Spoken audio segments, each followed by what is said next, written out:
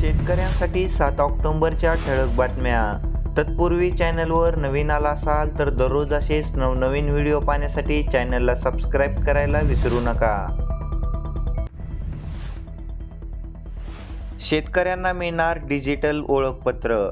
पीक कर्ज, विमा, शेती योजना, सेवा सुविधांना होणार मदत. भारतात 10 लाख टनांनी साखरेचे उत्पादन वाढणार. USDचा अंदाज. मुबलक पावसामुळे ऊस पिकाला आधार.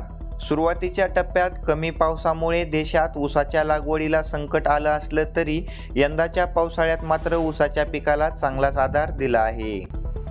नगरमध्ये कांद्याला 4,700, राहुरीत 4,800 रुपयापर्यंत दर. सोयाबीनला शेंगाच नाही, सोंगणही परवडेना.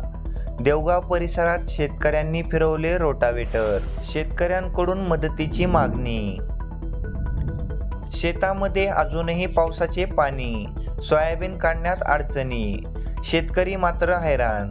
एकरी उत्पादनही घटण्याची शक्यता वर्तवली आहे. आणि अशा परिस्थितीमध्ये सरकारकडून शेतकऱ्यांना हेक्टरी 5,000 रुपयेच मिळत आहेत. अकोला जिल्ह्यात 9,143 घरकुलांच्या कामांना मंजुरी. पंतप्रधान आवास योजनेअंतर्गत 1,000 घरांना मंजुरी बाकी. नुकसानाचा प्रस्ताव शासन दरबारी अडकला. मदतीचा पेच वाढला. सततच्या कापसाने कापूस सोयाबीनचे नुकसान होत असल्याने शेतकऱ्यांमध्ये संतापाची स्थिती निर्माण झाली आहे.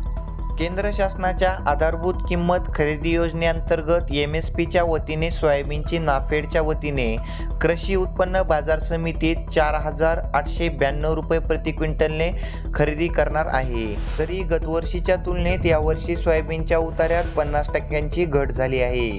एका एकरमध्ये 4 लाखांचे उत्पन्न. ड्रॅगन फ्रूट शेतकरी झाला लखपती. यंदा शेतकऱ्यांची फुलशेतीकडे पाठ. दसरा दिवाळीत झेंडूचे फुले महागणार, त्यामुळे फुल उत्पादक शेतकरी आनंदात. केंद्र शासनाच्या किमान आधारभूत किंमत खरेदी योजनेअंतर्गत MSPच्या वतीने जिल्ह्यात खरीप हंगाम 2024-25 मध्ये हमीभावाने मूग, उडीद, सोयाबीन खरेदीसाठी ऑनलाईन पोर्टलवर नोंदणीसाठी 13 खरेदी केंद्र निश्चित केली आहेत.